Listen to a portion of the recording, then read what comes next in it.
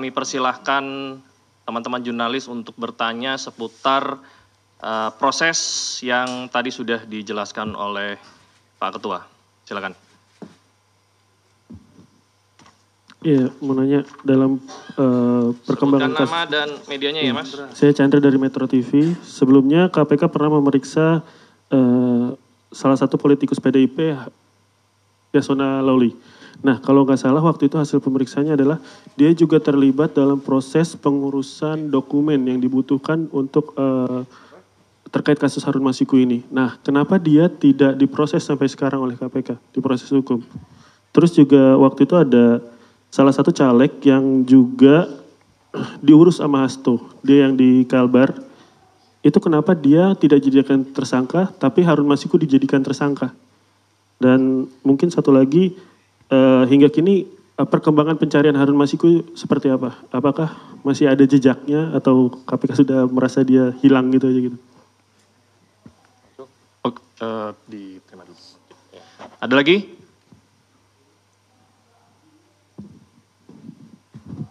Ya. Selamat sore Pak Ketua, Pak Setio, Pak Asep, dan Pak Tessa. Saya Rian Pak, malam ya, dari CNN. Mau bertanya Pak, ini kan kalau untuk materi kayaknya udah kebuka semua oleh Biro Hukum di Praper kemarin Pak ya. Mau bertanya aja, soalnya kan kasus dari 2020 dan perintangan penyidikan dari lama. Apakah ada pihak lain, maksudnya penyidik akan mengusut pihak lain dalam proses-proses itu Pak? Yang kedua, nama lain seperti yang sudah digeledah, Jan Faris segala macam, apakah nanti akan diperiksa di perkara ini apa di HM Pak? Nah yang ketiga soal HM sendiri Pak, mungkin informasi Pak, karena itu kan tugas atau PR besar dari kalian. Terima kasih. Harun Masiku. Oke. Baik, selamat sore Pak Ketua, Mas Esa, Pak Asep, saya Rahmat dari Merdeka.com. Terkait dengan, sebagaimana ketahui beberapa hari lalu juga, memang Pak HK ini kan mengajukan praper lagi ya ke Pengadilan Selatan. Nah selanjutnya dengan sudah ditahannya Pak HK ini, apakah nanti untuk proses prapernya bakalan tetap berlanjut atau nanti pada akhirnya menunggu keputusan dari pihak PN Selatan? Terima kasih.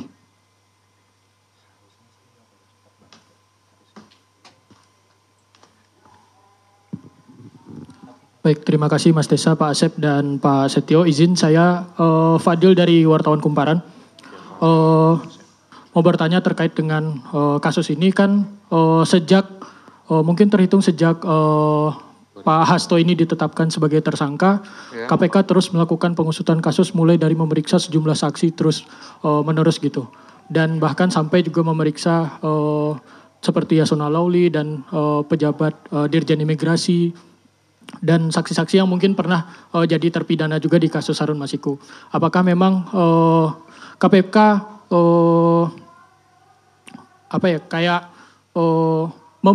mempercepat kasus ini dan memang menargetkan bakal selesai secepat mungkin gitu? Karena kan kasus ini sudah sejak tahun 2020 gitu. Apakah memang KPK bakal ini menunjukkan KPK mempercepat kasusnya? Terima kasih Pak. Cukup ya? Sudah terwakili ya semuanya ya? Pertanyaannya? Oke, kami persilakan. Ya, nanti kalau ada lagi siap. Baik, terima kasih. Nanti akan dilengkapi oleh Direktur Penyidikan, oleh Pak Asep Guntur. Saya hanya memberikan beberapa poin penting saja. Yang pertama terkait pemeriksaan terhadap salah satu petinggi di lingkungan partai terhadap kepentingannya. Nah, ini tentu berkaitan dengan yang pertama adalah terhadap surat yang sudah dikirimkan saat itu. Ya tentu penyidik memiliki kebutuhan untuk bisa memperjelas ya surat tersebut ditujukan untuk apa, maksudnya untuk apa, sehingga dari situ bisa menjadi sebuah rangkaian dan untuk memperjelas tentang kasus posisi yang ditangani.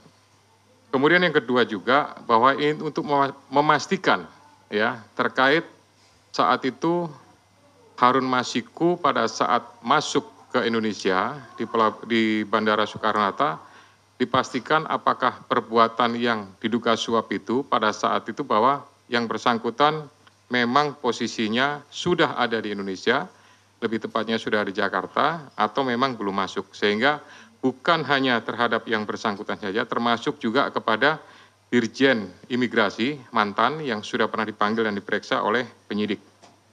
Kemudian nanti Pak Asep lengkapi ya. Kemudian masalah caleg, ya ini pastinya apakah ada keterlibatan. Kalau tidak ada keterlibatan, ya pasti tidak akan ditetapkan sebagai tersangka. Kemudian terhadap pencarian Harun Masiku sampai saat ini, ya penyidik masih berusaha secara maksimal untuk memastikan keberadaannya dan tetap berusaha untuk bisa melakukan penangkapan. Kami semuanya tentu dari KPK memohon restu, memohon dukungan dari seluruh masyarakat untuk bisa memberikan informasi manakala masyarakat mengetahui keberadaan yang bersangkutan. Kemudian terhadap beberapa nama ya untuk pengusutannya pasti ini juga kembali kepada kebutuhan penyidik. Manakala memang itu sesuai dengan apa yang dipersangkakan, pasti akan dilakukan pemanggilan, ya bahkan tidak menutup kemungkinan akan adanya proses lebih lanjut. Ya. Kemudian berhubungan dengan masalah praper, ya praper ini adalah kewenangan dari Pengadilan Negeri, ya untuk melakukan pemeriksaan terhadap beberapa hal yang berhubungan dengan proses penegakan hukum. Nah ini tentu apakah berlanjut dan lain-lain, yaitu keputusan dari sana. Tapi pastinya dengan adanya gugatan tersebut, kami dari KPK memerintahkan khususnya kepada Biro Hukum untuk mempersiapkan tim ya dan mempersiapkan materi jawaban sebagaimana yang sudah dilakukan pada praper sebelumnya.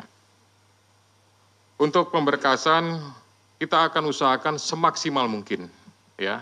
Manakala memang bisa diselesaikan dengan cepat, kita akan berusaha kita selesaikan dengan cepat ya. Tetapi prinsipnya adalah pemenuhan alat bukti berdasarkan keterangan saksi, kemudian keterangan juga tersangka, dan barang bukti lainnya, pastinya ini akan mendukung untuk proses pemberkasannya sampai kemudian nanti diserahkan atau dilimpahkan tahap 1 kepada pihak penuntut umum. Silakan Pak Asep untuk menambahkan. Bismillahirrahmanirrahim. Assalamualaikum warahmatullahi wabarakatuh. Selamat sore dan salam sejahtera bagi kita sekalian yang terhormat Bapak Ketua, Pak Jubir dan rekan-rekan jurnalis yang berbahagia. Izin menambahkan apa yang telah disampaikan dan telah dijelaskan oleh Bapak Ketua, hanya beberapa saja yang mungkin tadi yang caleg ya, yang belum itu caleg yang di Kalimantan Barat, Saudara MAR, ya, itu memang perkaranya sama, ya. Jadi artinya dia dengan konstruksinya dengan HM ini sama, tetapi yang MAR ini berhasil, ya, berhasil artinya kemudian menjadi anggota legislatif. Mengapa kita yang bersangkutan dipanggil pada saat itu?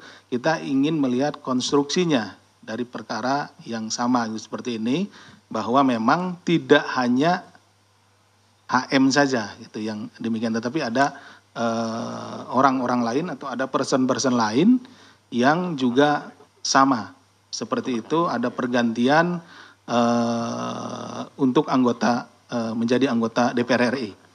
Nah, tadi ditanyakan oleh Mas Chandra, ini apakah akan diperiksa? Ini menjadi berbeda perkaranya sebetulnya. Yang sedang kita tangani saat ini adalah terkait dengan suapnya Saudara HM gitu.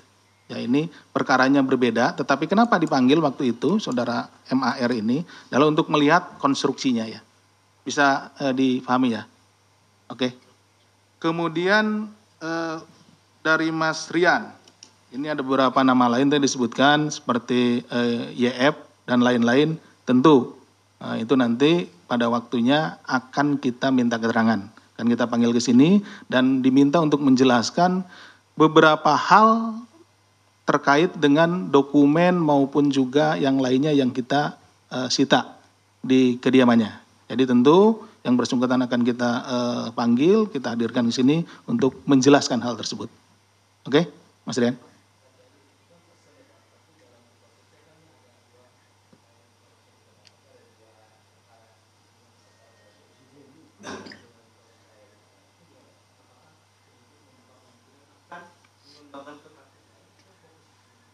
Begini, Kalau penanganan perkara tentu yang saat ini sedang kita tangani ini perkaranya yang Harun Masiku. Nah, kita akan fokus tentu untuk menyelesaikan perkara ini dulu, ya. Oke, Mas Rian? Oke. Demikian yang bisa kami sampaikan. Terima kasih. Assalamualaikum warahmatullahi wabarakatuh. Kami buka kesempatan lagi pertanyaan untuk perkara ini. Silakan. Saya Ridwan dari Jawa Pos, Pak. Ingin bertanya, Pak, pengacaranya tadi bilang bahwa pemeriksaan hari ini tidak masuk ke substansi, Pak. Dan pada awal datang tadi Pak Hasto bilang bahwa kasus ini lagi-lagi dia menyebut bahwa dipolitisasi, Pak. Ini bagaimana, Pak? Lanjut. Selamat malam Pak, saya Fedriska dari Kompas TV. Saya ingin bertanya terkait dengan penahanan Hasto pada hari ini. Sebetulnya apa yang menjadi urgensi dari penyidik untuk melakukan penahanan? Karena kan kalau kita tahu ditetapkan Hasto sebagai tersangka sejak tanggal 24 Desember lalu namun tidak dilakukan penahanan. Apakah proses pra-peradilan kemudian menjadi salah satu pertimbangan dari penyidik pada saat itu? Nah, untuk kali ini kemudian apa alasan sebetulnya Hasto untuk ditahan? Apakah ada kekhawatiran dari penyidik kemudian untuk menghilangkan barang bukti atau melakukan upaya-upaya lain? Terima kasih Pak. Selamat sore Pak Asep, Pak Ketua, Mas Desa. Pak, satu pertanyaan aja Pak. Ini kan HM udah udah buron sekitar 4 tahun lebih ya Pak. Artinya kan dia ada penyandang dananya. Apakah KPK sudah menemukan jejak atau indikasi bahwa Hasto ini, HK ini sebagai penyandang dananya Harun Masiku selama pelarian Pak? Terima kasih. Lagi?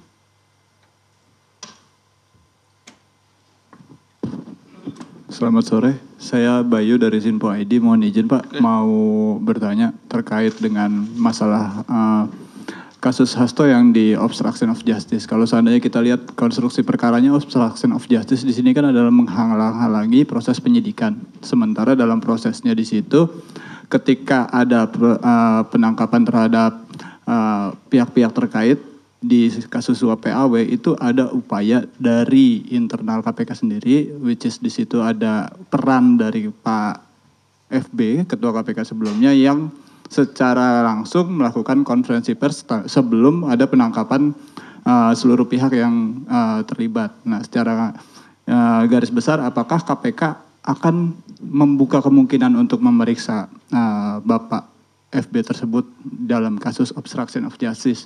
Itu yang pertama. Yang kedua terkait masalah suap PAW, apakah ada pesanan tersendiri buat saudara HK untuk kemudian memajukan nama HM untuk masuk ke anggota DPR? Apakah ada pesanan dari pihak yang lebih tinggi dari HK gitu di dalam partainya? Apakah itu instruksi ketua umum atau bagaimana? Mungkin bisa dijawab sejauh ini Pak. Cukup ya? Ada lagi ya? Oke, silakan. Ya, baik, terima kasih. Jadi tadi sampaikan bahwa pertanyaan hari ini tidak masuk pada substansi, gitu ya. Yang bersangkutan ini kan sudah dilakukan pemanggilan dan pemeriksaan beberapa kali, gitu. Nah, oleh karena itu ini sebenarnya bagian daripada melengkapi, kemudian nanti masih ada kesempatan yang bisa dilakukan oleh penyidik untuk melakukan pendalaman lagi, untuk melakukan pemeriksaan lagi pada saat yang bersangkutan statusnya sudah dalam tahanan. Gitu.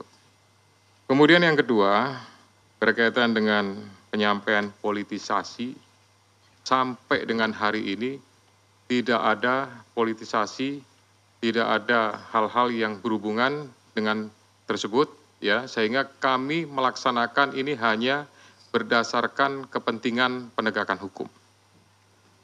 Kemudian jejak, ya, ini juga kami sampaikan bahwa jejaknya memang sampai dengan hari ini belum diketahui, namun tidak mengendurkan upaya dari seluruh penyidik dan pastinya dari seluruh pegawai KPK untuk berusaha mengetahui dan mendapatkan.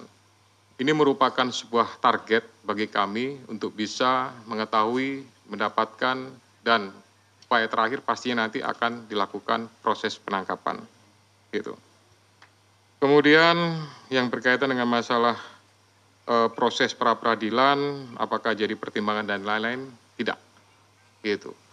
Kami semuanya, khususnya pimpinan, menyerahkan untuk waktu pemeriksaan, penahanan sepenuhnya kepada penyidik, ya, sehingga penyidik betul-betul memiliki kecukupan terhadap alat bukti atau barang buktinya, maka di saat waktu yang tepat, hari inilah maka dilakukan proses penahanan. Kemudian alasan penahanan itu merupakan alasan subjektif yang dimiliki oleh penyidik, dipertimbangkan pastinya kekhawatiran untuk melarikan diri, menghilangkan barang bukti, ya, dan pastinya kami untuk mempermudah proses penyidikan lebih lanjut, pemeriksaan-pemeriksaan, ya, juga termasuk juga nanti akan mendetailkan terhadap alat bukti, dokumen, dan lain-lain yang segera dilakukan oleh penyidik. Kemudian halangan terhadap proses penyidikan ini, ya untuk sampai dengan saat ini, penyidik belum membutuhkan pemeriksaan-pemeriksaan terhadap pimpinan yang lama, khususnya FB, ya, sehingga sampai dengan hari ini belum terinformasi kebutuhan tersebut. Demikian juga untuk pihak yang lebih tinggi, ya, sampai sekarang juga belum dibutuhkan oleh penyidik, sehingga nanti fokusnya adalah pada beberapa pihak yang sudah diperiksa, sudah dipanggil, ya, ini nanti pasti akan ada mungkin pemanggilan lagi, sekali lagi untuk melakukan pendalaman terhadap pengungkapan, ya, proses penanganan perkara yang sekarang ini dilakukan penahanan. Pak Asep, kalau ada tambahan silakan.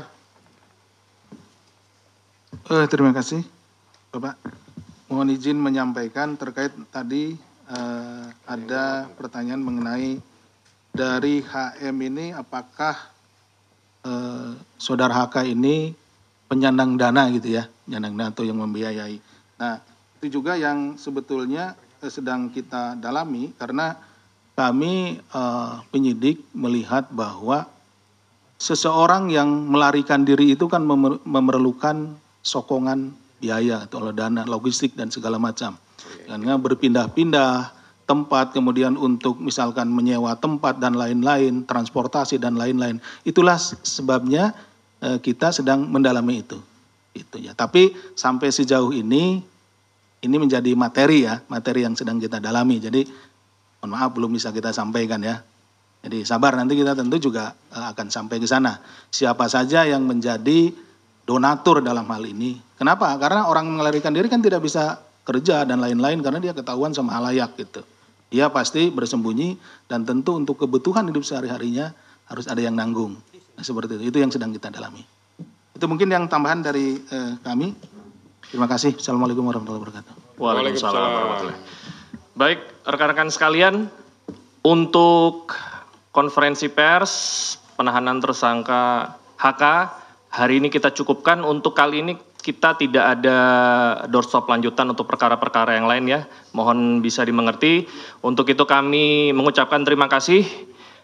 Kami tutup. Wabillahi taufiq wal hidayah. Wassalamualaikum warahmatullahi wabarakatuh. Assalamualaikum warahmatullahi wabarakatuh.